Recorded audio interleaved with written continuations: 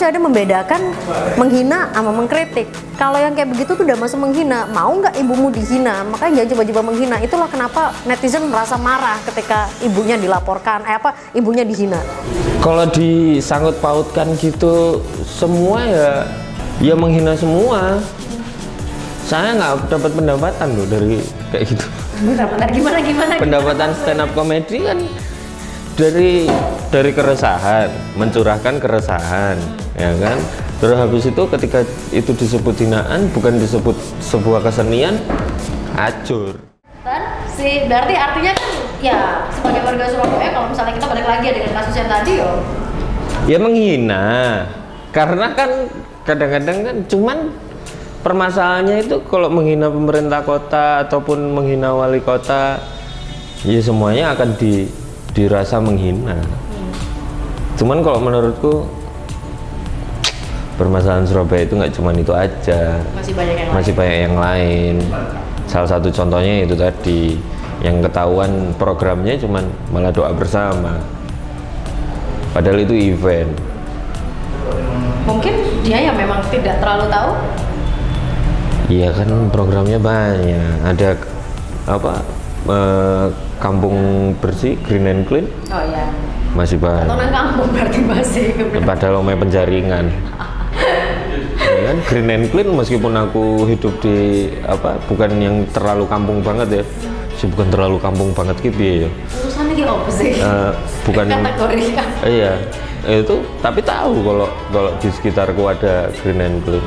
Dimana ya masyarakatnya ya mau membaca, mau paham itu dulu. Jadi sebenarnya kultur masyarakat Surabaya ini menurut Mas Wira gimana? Mereka masih butuh edukasi kah? Atau sebenarnya ya sudah smart kah? Karena kan Surabaya ini sekarang penyebutannya bahkan dengan kemarin penyebutannya smart city. Berarti penduduknya harusnya smart juga. Smart kan karena sistem.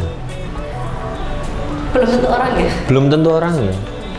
Enek kok sih ngamuk-ngamuk kalau kita diam ya di Dispenduk Capil atau di Siola itu masih ada kok orang yang nggak tahu arahnya kemana untuk ngurusi sesuatu, masih bingung gopo apa dan lain sebagainya. Buktinya UMKM juga masih minta bantuan pihak ketiga untuk nge-branding.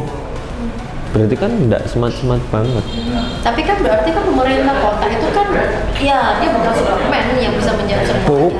Bukan. Dia kan harus bisa mengkolaborasi semuanya. Apa kolaborasinya yang terputus atau gimana, Mas? Banyak kok yang nggak selesai maksudku. Banyak yang nggak selesai. Koridor juga nggak selesai. Koridor itu kenapa nggak selesai, Mas?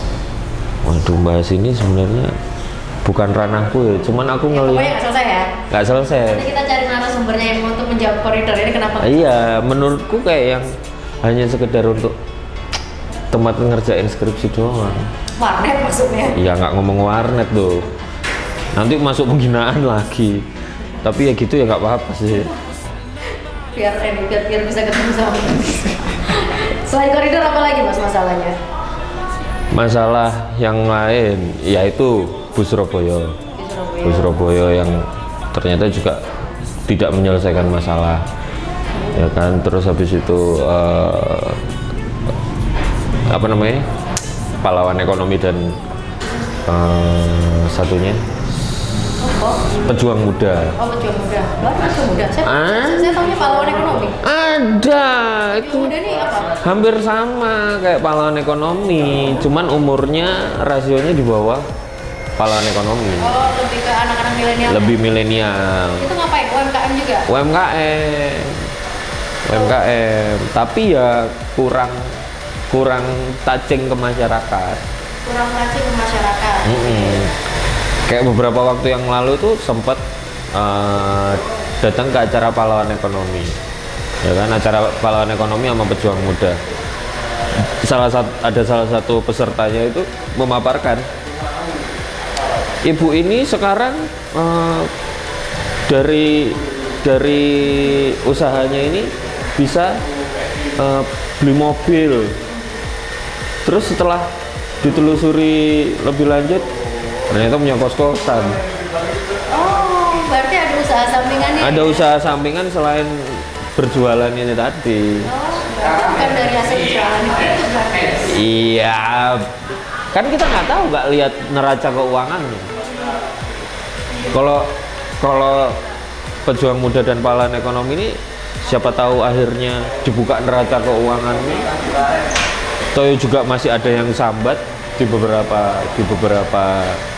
lini, di beberapa daerah di Surabaya itu lampunya mati, Mas. Kaget aku. Oh, emang mati. Oh. Itu. Habis gale lu ngepet bisa. Itu. Akhirnya ya kayak ini bisa di blow up nggak sih? Boleh. Kayak pertanyaan yang pertanyaan itu ini bisa di blow up nggak sih, kayak yang pahlawan ekonomi ini.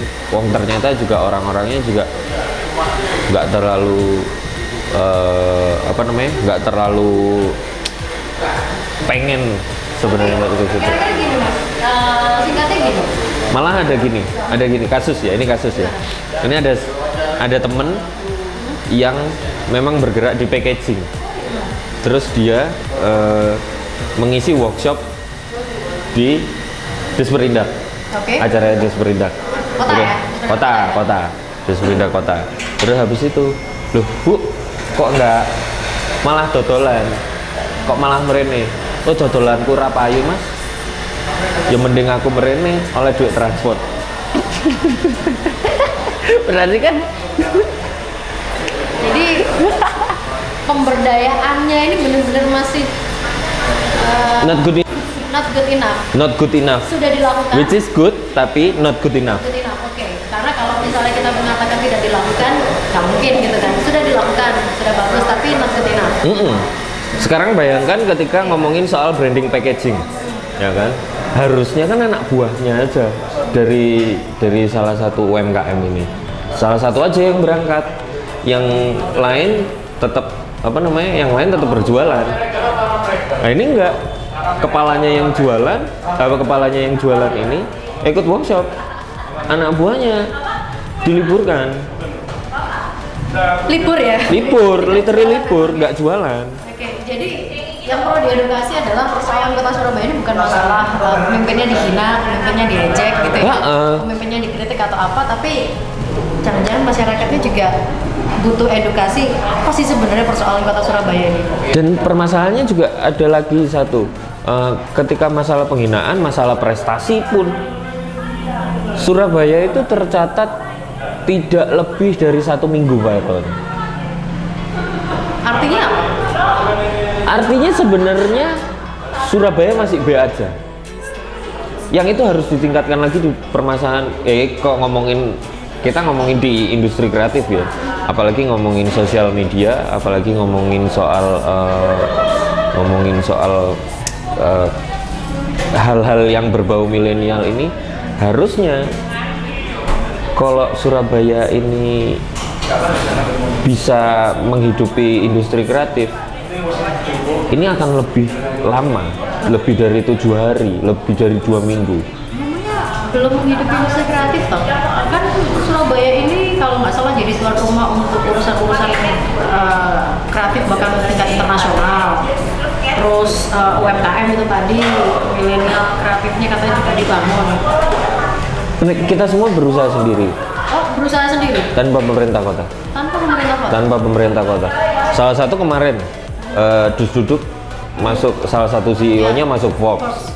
Terus habis itu kayak dirimu masuk PBB, ya kan? Terus habis itu kayak kemarin ada beberapa yang di Samsung juga. Terus ada yang jadi desainer di Adidas dan juga Fila dan Reebok. Bahkan ada 3 aparel, bahkan di negaranya langsung. Itu bukan bantuan pemerintah kota, bukan karena pemerintah kota akhirnya touching ke mereka terus akhirnya mereka diduniakan. Hanya beberapa kok yang ditouching pemerintah dan akhirnya diduniakan. Salah satunya Relief. Kita nggak menutup mata ya. Ada memang. Ada. Terus habis itu Riblat. Cuman apakah itu berimpact dengan masyarakat langsung? Belum. Oke. Jadi gini Mas Wira, sebagai penutup, ini kan sebenarnya kan kita akan masuk dalam pemerintah kota yang baru pastinya kan? Dengan adanya pemilihan pesta demokrasi nanti di akhir tahun 2020. Mas Wira berharap desain pemerintah kota itu kayak gimana sih? Ini rada serius ini Bang. Apa ya? Dia apa-apain bakal nggak ada ketemunya. Dia apa-apain bakal nggak ada ketemunya. Kok udah pesimis duluan sih? Bukannya anak muda tuh harusnya punya rasa optimis. Dia apa-apain nggak ketemu tuh gimana maksudnya? Kita ketutup sama keinginan orang tua. Ketutup sama keinginan orang tua? Iya, keinginan masyarakat, bukan masyarakat yang tua ya, tapi keinginan jajaran yang sudah punya kepentingan sebelumnya. Oh, sama berarti. Kemarin kan saya ngobrol-ngobrol dengan Zeno, itu juga anak muda kadang-kadang jarang didengerin. Enggak, kita nggak bakal didengerin sebentar. Habis itu kayak gini loh, orang tua harus mengerti anaknya juga harus mengerti orang tua. Nah, kalau orang tua bilangin anaknya itu didengerin, dilakuin, habis itu besok ketika anaknya minta, habis itu nggak dituruti, sering kan? Ya sering, ya itu. Nggak mau optimis sedikit gitu dengan yang nanti mungkin baru gitu kan? Ya siapa tahu suaranya nanti akan bisa juga didengarkan oleh yang akan maju begitu untuk membawa pemerintah kota lebih baik. Memperbaiki bukan hanya sekedar melanjutkan, tapi memperbaiki kota, bangun kota bareng-bareng. Satu ya, ada kepesimisan dari pemilihan anggota DPRD kemarin. Kepesimisan di situ. Di depan mata itu pidato plegak-plegu. 1, 2, ini apa nih yang mau dikerjakan habis ini? Kita itu lagi nunggu loh, apa programmu? Bukan kamu nanya program kita, terus akhirnya kamu membawa program kita ke atas, dan itu seakan-akan kamu yang apa namanya, yang memblow up semuanya. Sampai ada beberapa karya yang harus saya tahan untuk kota Surabaya, yang sebenarnya ini untuk kota Surabaya nanti aja deh, kalau nggak lagi viral tempatnya. Harusnya bisa membuka pintu kolaborasi ya. Ada beberapa jajaran orang tua yang apa datang ke sini cuman proyek doang. Mohon maaf, saya bikin karya nggak dibiayai pemerintah kota dan tidak berdasarkan proyek karena ketulusan, bahasanya aneh banget, ketulusan hati. Maksudnya ini teman-teman bikin karya itu bareng-bareng. Idealisme, bukan karena ada proyek. Meskipun kita seumpama dikasih proyek, kita juga mikir-mikir masa proyeknya cuma segitu doang. Tapi seriously, beberapa ada yang di hire sama beberapa dinas bahwa kalau proyeknya itu di bawah harga seharusnya membayar itu. Malah kita dibiayai brand untuk mengekspos tempat itu. Jadi buat netizen banyak-banyakin untuk membuka mata, browsing lebih detail lagi apa sebenarnya masalah kota Surabaya ketimbang mungkin ribut di sosmed gara-gara urusan menghina atau mungkin dikritik nggak mau gitu ya. Mengkritiknya harus lebih terstruktur, nggak perlu masif-masif banget sih. Nggak perlu masif-masif banget. Iya, nanti nggak tahu lah persoalannya apa. Iya, harus permasalahannya tahu apa. Itu. Kalau pemerintah yang baru, harapannya kalau masih sama yang tua-tua nggak usah deketin yang muda-muda. Ini maksudnya ngancem atau gimana nih? Kita cuma jadi tools untuk mengerjakan proyek yang tua-tua. Sakit. Emang iya? Kita lihat aja lah nanti gimana. Tapi mudah-mudahan ini tujuannya sih edukasi ke masyarakat supaya tidak. Karena kadang-kadang saya lihat Surabaya ada anti kritik gitu ya. Bukan anti kritik, nggak denger kritik. Oh, nggak denger kritik. Sok-sokan. Yang nggak denger kritik siapa? Banyak. Netizennya juga. Di netizen, tapi kalau netizennya kan selagi itu wah berprestasi gitu, wah terbaik, wah masuk 10 besar. Kayak contohnya ini, yang kota yang apa? The most lovable city yang di China, Guangzhou, China itu kan berdasarkan netizen Voting ya. voting. Coba dibiji sama guru kesenian apa sama guru kertakes. Jadi balik lagi PR-nya banyak lah. Saya kalau ngobrol bisa seharian ngurusin kayak begini. Bener. Banyak yang harus beredel, tapi mudah-mudahan dan nggak bisa kalau cuma kita yang ngomong-ngomong sendiri gitu kan. Kita butuh juga gerakan bersama supaya paham semua problem kota itu banyak. Bener, tuh problem kotanya banyak. Contoh lagi satu. Bahkan masih panjang lagi kan. Trotoar tuh buat pejalan kaki, bukan buat pecangkruk, ya. Buat kedai-kedai yang masih cangkruk di trotoar, ya. Kamu mengingatkan satu, kedua, pemerintah kota, ayo, katanya trotoar buat pejalan kaki, tertibin. Oh my god, ini bakalan dikirim ke Pemkot deh nanti.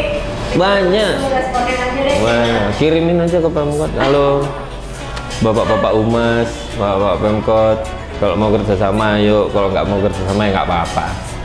Selesaikan sendiri proyeknya.